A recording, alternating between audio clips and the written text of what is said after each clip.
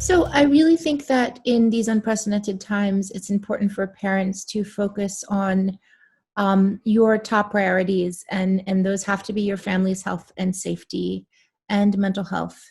And that goes for yourself as well. So rigid limits are probably not going to be realistic for the vast majority of families, particularly if people are working jobs outside the home.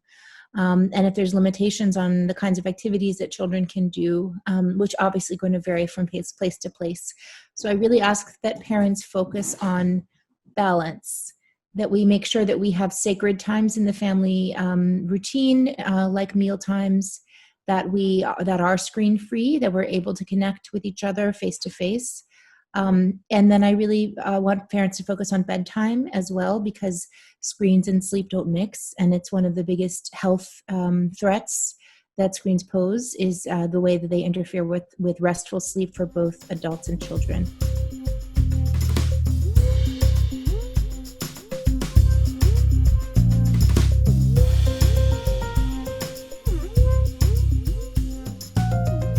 It has to do, it's not about hours per day or per week.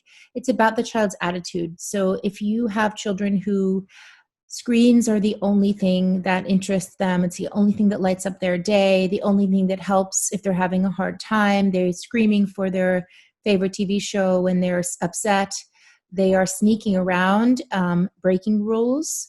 They are hiding. They're getting up early, staying up late when you're asleep to get to the devices, or breaking all the controls you put on them.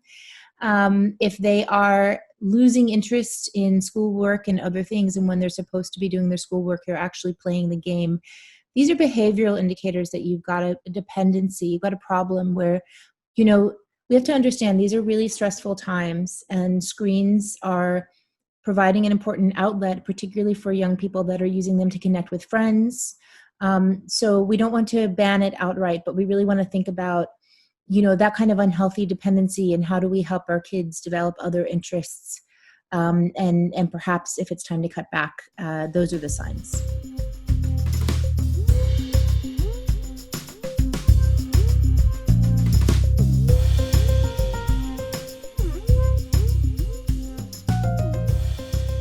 Educational screen time doesn't have the same dependency effects as entertainment screen time. It's not hypnotic in the same way.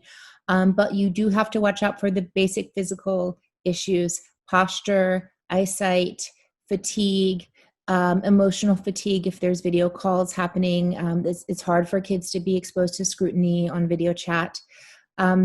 We need to make sure that they take regular breaks throughout the day, that they stretch, that they move different postures, that they have a place to sit in the home as much as possible that is quiet and more relaxed. Maybe there's a curtain that you can hang, or some other way to divide your space so they feel like there's a way that they can concentrate and they're not battling distractions. So these are all things we can do to mitigate the harm.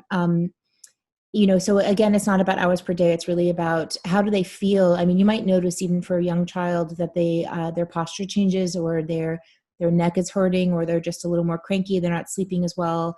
These are all can be symptoms of just physically too much screen time. Yes, all media is not the same, and it's not the same in terms of its effects on our nervous system. There's many decades of research looking into the impact of violent media and graphic violence. And it's not definitive, you're not going to turn people into serial killers with PUBG or something like that. The real issue is we see desensitization and anxiety from a lot of graphic violence on screen.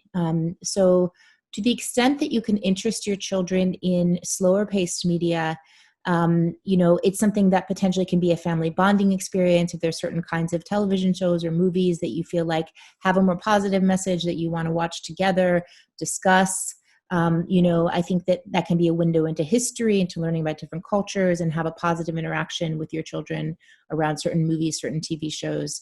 I'm also a big advocate of audio, because I think that it rests the eyes, it rests the brain, it gives your brain a little bit more to chew on. It's an intermediate sesh between video, which really doesn't make your mind do any work, versus reading.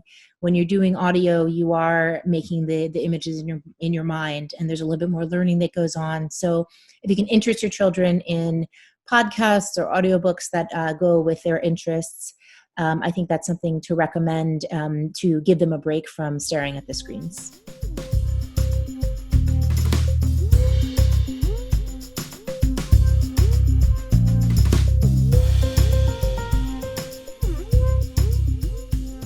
I think that the overall, in my book, I say enjoy screens, not too much and mostly together.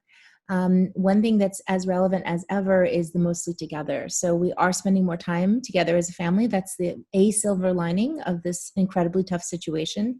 And so for my daughter, for example, we can be a little bit more lax with bedtime because she sleeps in the morning because she has her own schedule. We don't have to go get into the school building. So we watch a TV show together. We watch the British baking show together. We think about recipe ideas. We often bake the things that we were, seeing on the screen. So something where you really can both enjoy it and talk about it. And if it's a springboard to another activity, just don't forget to enjoy screen time with your children.